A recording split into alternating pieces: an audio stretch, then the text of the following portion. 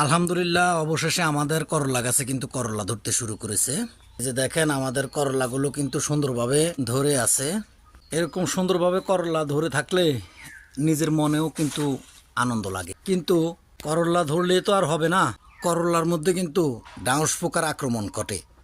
আর ডাঁশ পোকা যখন আক্রমণ করে, আপনার করলা কিন্তু আর আপনি টিকাইতে পারবেন না। সেজন্য আমি এই যে উপরে স্ক্রিনে দেওয়া যে ওষুধটা, এই ওষুধটা আমি বোতলের ভিতরে ডিটারজেন্ট পাউডার নিচে দিয়া আমি কিন্তু এই ওষুধটা ভিতরে তাবিজের মতো করে লটকাই দিছি। আর দেখেন, ওই যে ভিতরে ফোকারা পড়ে কিন্তু পানি খেয়ে মরে আছে। এই সিজনে করলা গাছে কিন্তু প্রচুর পরিমাণে করলা ধরবে। সংরক্ষণ কিন্তু আপনাকেই করতে হবে। সংরক্ষণ করতে হলে আপনাকে অবশ্যই ফোকার ওষুধটা দিতে হবে। এই যে স্ক্রিনে আমি যে ওষুধটা দিয়ে রাখছি, আপনারা এটা ব্যবহার করতে পারেন।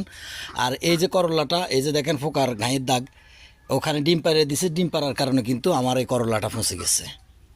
করলা গাছের পরিচর্যার ক্ষেত্রে মাটির নিচে যা দেওয়া তা তো দিবেনই, কিন্তু উপরে কিছু ওষুধ আছে, এগুলো ব্যবহার করবেন। বাজারে ডিলার দোকানে গেলে আপনারা পেয়ে যাবেন।